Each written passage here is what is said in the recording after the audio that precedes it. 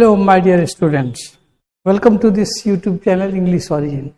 Once again, before you, that is the continued class of usage of participle. इसके ठीक previous class में हमने आपको बताए थे पार्टिसिपल के बारे में, जो नॉन फिनाइट का हिस्सा है और इसको डबल पार्ट्स ऑफ स्पीच भी कहते हैं, क्योंकि ये एक ही वर्ड है लेकिन ये अलग अलग पार्ट्स ऑफ स्पीच में प्रयुक्त होता है। ओरिजिनली तो ये वर्ब है, लेकिन इसको वर्बल एडजेक्टिव भी कहते हैं, इसीलिए इसको डबल पार्ट्स ऑफ स्पीच कहते हैं। तो चलिए, आज हम पिछले दिन आपको बताए थे कि 5 ऐसे यूसेज मैं आपको बता चुका हूँ जिसमें कि सारे इम्पोर्टेंस थे। अब उसी के कंटिन्यूएशन में थोड़ा हायर है, थोड़ा लॉजिकल है और बड़ा ही ये यूजफुल है for the students of higher learning, advance learning. तो चलिए इसको देखिए, इतना कठिन तो नहीं है, बिल्कुल ये सरल है। जरा सा इसको ध्यान से समझने की कोशिश कीजिए कि वाक्य में इंट्रांजिटिव वर्ब, इंट्रांजिटिव वर्ब का मतलब हो जाता है कि अकर्मक क्रिया के पास्ट पार्टिसिपल को किसी नाउन के बाद रखने की अगर आवश्यकता पड़ जाए तो नाउन के बाद रिलेटिव प्रोनाउन देकर और पार्टिसिपल को फिनाइट वर्ब बना करके ऐसा किया जा सकता है। इतना लंबा चौड़ा नियम लगा, लेकिन देखिए कितना इसका सरल और कितना आसान सा चीज है कि अगर हमको बोलना है कि रिटायर्ड प्रिंसिपल, ये रिटायर्ड जो है हमारा असल में क्या है, इंट्रांजिटिव वर्ब है, रिटायर्ड। तो ऐसे में इंट्रांजिटिव वर्ब तो हुआ, लेकिन अगर हमको जरूरत पड़ जाए कि हम इसको नाउन के बाद रखने की आवश्यकता पड़ जाए, तब क्या करेंगे? उसके लिए व्यवस्था है कि नाउन के बाद अगर रखना हो तो इस रिटायर को आप क्या करेंगे, ट्रांजिटिव वर्ब बना देंगे, यानी कि फिनाइट वर्ब। फिनाइट वर्ब का तात्पर्य है यहाँ ऐसा वर्ब जो सब्जेक्ट के नंबर और पर्सन के अनुसार बदल जाता है। तो यहाँ देखिए आप कि हु हैज रिटायर्ड, ये एक्सिलरी वर्ब लिया, एक्सिलरी वर्ब लिया और उसके बाद ये क्या बन गया, मेन वर्ब। ये जो है रिटायर्ड मेन वर्ब बन गया और वर्ब का तीसरा रूप हो गया। तो ए प्रिंसिपल हु हैज रिटायर्ड मतलब ए रिटायर्ड प्रिंसिपल, इसलिए इज इक्वल टू का चिन्ह दिए हैं। दूसरा देखिए, ए फेल्ड कैंडिडेट, इसको हम ऐसे भी लिख सकते हैं, a candidate who has failed, अर्थात रिलेटिव प्रोनाउन। ये रिलेटिव प्रोनाउन ये होता है दैट और हु, इस सबको रिलेटिव प्रोनाउन कहते हैं। हम रिलेटिव प्रोनाउन पर एक अलग से लेक्चर आपको देंगे हम इन डिटेल, ताकि इसमें बहुत तरह के इसमें एरर्स भी आते हैं, संभवतः हम जस्टिस के बाद वही देने वाले हैं आपको। तो चलिए रिलेटिव प्रोनाउन को जानिए। तो रिलेटिव प्रोनाउन दे करके हम ऐसा कर सकते हैं, पार्टिसिपल को फिनाइट वर्ब बना सकते हैं। उसी तरह से विदर्ड फ्लावर, एक मुरझाया हुआ फूल, अर्थात ये flower that has withered, flower आ गया इसलिए दैट लगाए, व्यक्ति था तो हु लगाए। ये आपको हम रिलेटिव प्रोनाउन में बताएंगे। तो चलिए नेक्स्ट रूल में प्रत्येक पार्टिसिपल का सब्जेक्ट ऑफ रेफरेंस होता है। इसके एरर्स को जब हम कंपटीशंस की तैयारी कर रहे थे तो हमको बड़ी परेशानी होती थी कि सेंटेंस देखने में लगता था कि सही है, लेकिन ये रॉन्ग होता था। क्या? जैसे बीइंग ए रेनी डे, बरसात के दिन होने के कारण आई कुड नॉट कम, मैं नहीं आ सका। मैं तो ये बोलता था, लेकिन ये रॉन्ग था। ये क्या था? रॉन्ग था। कैसे रॉन्ग था? ये जो हम बीइंग का इस्तेमाल किए हैं ये पार्टिसिपल का रूप है, आईएनजी लगा दिए हैं, प्रेजेंट पार्टिसिपल है। लेकिन सेंटेंस यहाँ कहता है कि पार्टिसिपल अगर होगा तो उसका सब्जेक्ट ऑफ रेफरेंस जरूर होगा, यानी कि उसका सब्जेक्ट जरूर होगा, यानी कि ये वर्ब से बना है। वर्ब होगा तभी जब कोई सब्जेक्ट होगा। रिमेंबर इट, डूअर को भी हम कहते हैं सब्जेक्ट, जैसे कि जो काम करने वाला होता है। तो काम होगा कब? जब कोई कर्ता करेगा, जब कोई सब्जेक्ट कोई काम करेगा तभी ना। तो क्रिया होगा तो सब्जेक्ट भी होगा। इसलिए यहाँ चूंकि ये क्रिया है, ये वर्ब है, तो हमको इसका देना होगा सब्जेक्ट। अब इसका सब्जेक्ट कहीं नहीं है। देखिए आई जो है पर्सनल प्रोनाउन है, मेरे बारे में। इसका ये सब्जेक्ट नहीं हो सकता। मैं तो बरसात का दिन नहीं हूं, तब क्या करना होगा, हमको ईट लगाना होगा। ईट का प्रयोग कहाँ करते हैं? तो हम आपको प्रीवियस लेक्चर्स में शुरू में बताए थे कि use of dummy subjects, use of introductory it, ये इट और देयर समुच्चय अंग्रेजी में एक अलग चीज है जो कि सब्जेक्ट की जगह रहता है, but it is not a subject. इसको डमी सब्जेक्ट कहते हैं और सेंटेंस को इंट्रोड्यूस भी करते हैं, इसलिए इसको इंट्रोडक्टरी देयर या इंट्रोडक्टरी इट कहते हैं। यहाँ इट जो लगाए हम, चूंकि इट का नियम है कि कोई प्राकृतिक घटना हो, समय हो, दूरी हो, वजन हो, तो हम इट का प्रयोग करते हैं। इसलिए यहाँ इट अगर नहीं दीजिएगा तो गलत हो जाएगा, इट दे देंगे तो वाक्य सही हो जाएगा। अब देखिए ये सही हो गया, राइट। ये काफी वक्त लगा था मुझे ये समझने में कि तब हम जाने कि अगर पार्टिसिपल होगा तो उसका सब्जेक्ट ऑफ रेफरेंस होगा, इसलिए ऑब्जेक्ट भी होता है, हम आगे बताएंगे आपको। अभी ये समझ गए आप इट का प्रयोग क्यों हुआ। दूसरा एग्जांपल देखिए, हैविंग रेड द बुक, किताब पढ़ करके, इट मस्ट बी रिटर्न, ये लौटा दिया जाना, अवश्य लौटा दिया जाना चाहिए। सेंटेंस सुनने में तो लगता है कि बिल्कुल सही कहे, लेकिन ये रॉन्ग हो गया। देख रहे हैं ये क्यों रॉन्ग हुआ, इसका सब्जेक्ट ऑफ रेफरेंस नहीं है। ये किताब पढ़ा कौन है, इट तो नहीं पढ़ा है। जब इट नहीं पढ़ा है तब क्या होगा, ऐसी स्थिति में आप याद रखिए कि पढ़ने वाला, काम करने वाला कौन है, वहाँ व्यक्ति होगा, तो इसमें हमको व्यक्ति को देना होगा। तो यही है इंडेफिनिट प्रोनाउन दे दिया कि कोई भी आदमी अपनी किताब को पढ़ करके वो लौटा, अवश्य लौटा देना चाहिए उसको।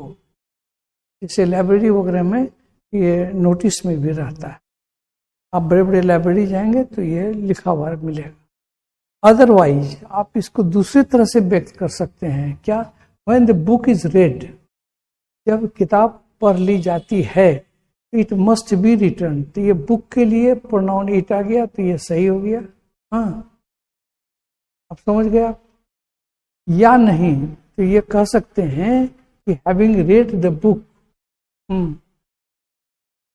किताब को पढ़ करके वन मस्ट रिटर्न, सीधा सीधी ये कहते हैं।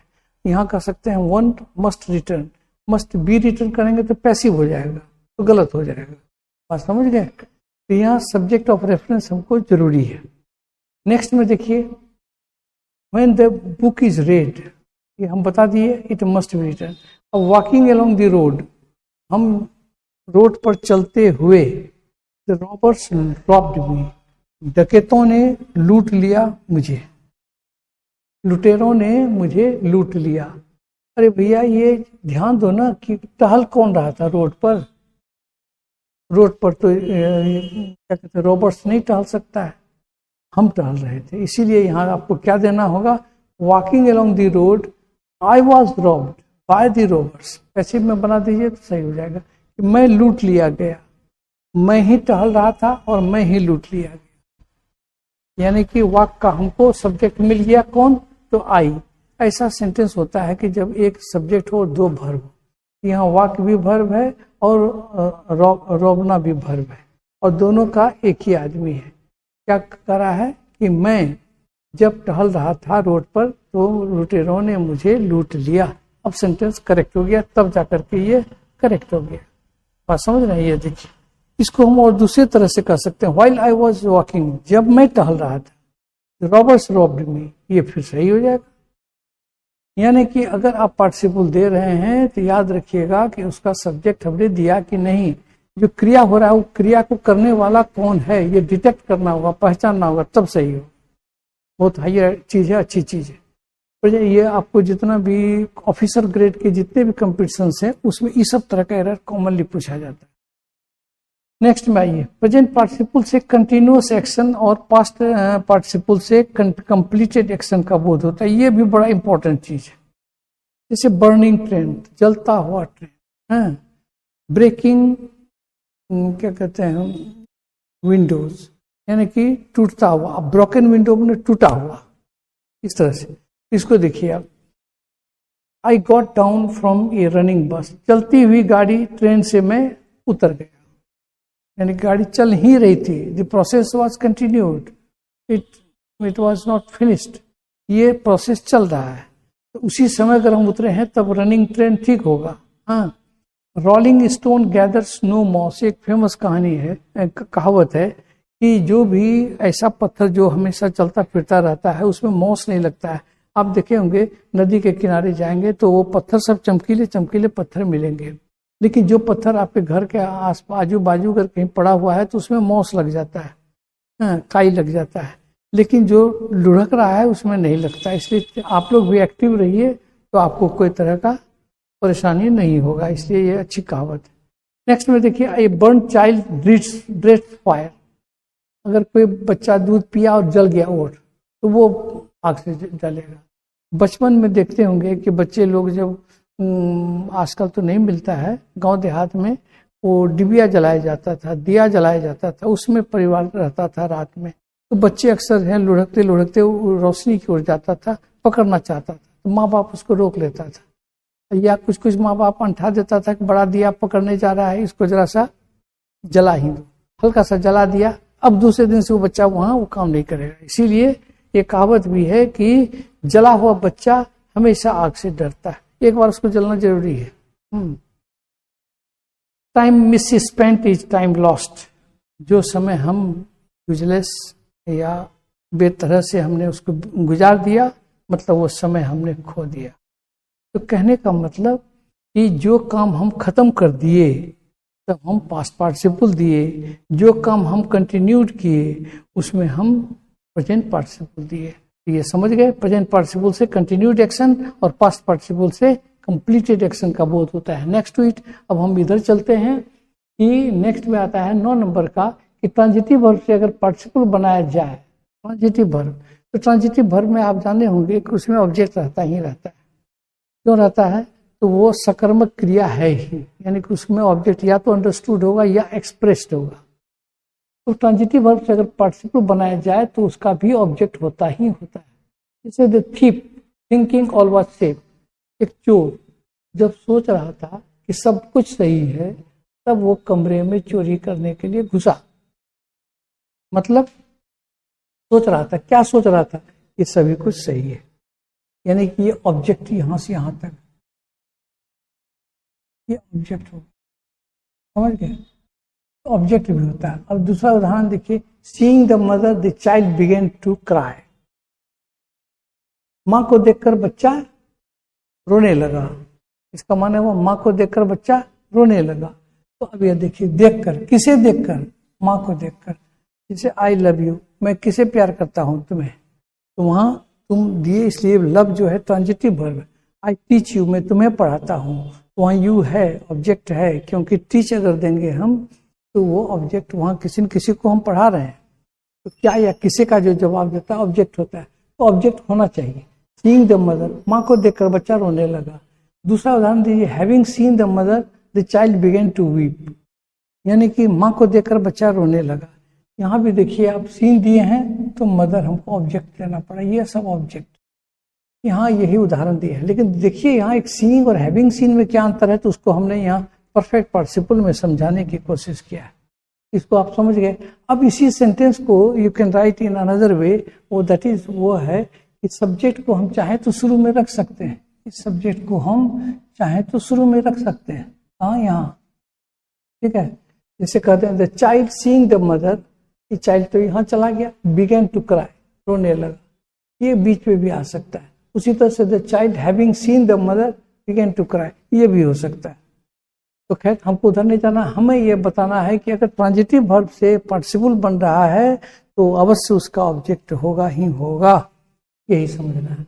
अब यहाँ देखिए, एक इसमें जो हम बता रहे हैं कि ऐसे में प्रेजेंट पार्टिसिपल जब रहेगा तो एक्शन एक दूसरे के एक्शन के बीच टाइम गैप न के बराबर रहेगा। मतलब मैं तुम्हें देखकर हंसने लगा, मतलब कोई ज्यादा गैप नहीं है, मैं देखा और हंसने लगा, ठीक है। तो इसमें टाइम गैप नहीं होना चाहिए अगर प्रेजेंट पार्टिसिपल दे रहे हैं। अब देखिए, अगर पास्ट पार्टिसिपल देंगे तब उसका फिर अलग होगा। तो हम पास्ट पार्टिसिपल में आगे आते हैं कि उसमें टाइम गैप हो सकता है। एक रूल यह हमने दिया है कि एडजेक्टिव के समान पार्टिसिपल में भी डिग्री ऑफ कंपैरिजन होता है। आप जब एडजेक्टिव चैप्टर पढ़े होंगे या पढ़ाएंगे हम, या आप कहीं जाने होंगे तो आप जानते होंगे गुड बेटर बेस्ट होता है, टॉल टॉलर टॉलेस्ट होता है, ग्रेट ग्रेटर ग्रेटेस्ट होता है, मच मोर, मोस्ट होता है, ये सब देखे होंगे। उसी में आप देखिए कि ऐसा होता है, प्रेसिंग जो है आपका पार्टिसिपल है, ये पार्टिसिपल जो है उसके पहले हमने सुपरलेटिव डिग्री लगाया, सुपरलेटिव डिग्री ऑफ एडजेक्टिव है।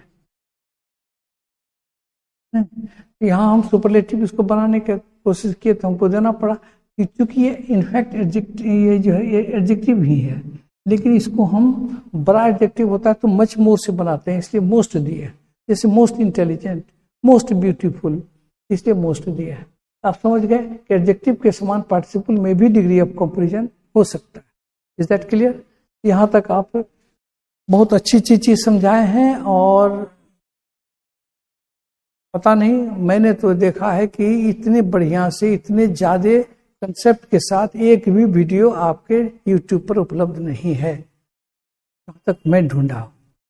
तो चलिए, आप इस तरह से अगर आप पढ़ेंगे तो आपको कोई डाउट नहीं रहेगा। आप समझ गए कि ING यहाँ भी रहता है, जिरंड में भी रहता है। जिरंड क्या होता है, पार्टिसिपल क्या होता है।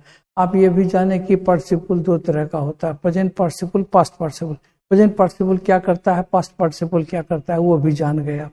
इस तरह से आपको पार्टिसिपल पर फुल कमांड इन डिटेल में पढ़ाया हूँ। निश्चित रूप से ये पार्टिसिपल का डिटेल स्टडी है, विदाउट डाउट। आप इसको बढ़िया से पढ़िए और मुझे उम्मीद है कि आप इसको अच्छी तरह से पचा जाएंगे। आइए next to it and the last one, that is perfect participle की चर्चा हमने अभी तक नहीं की है।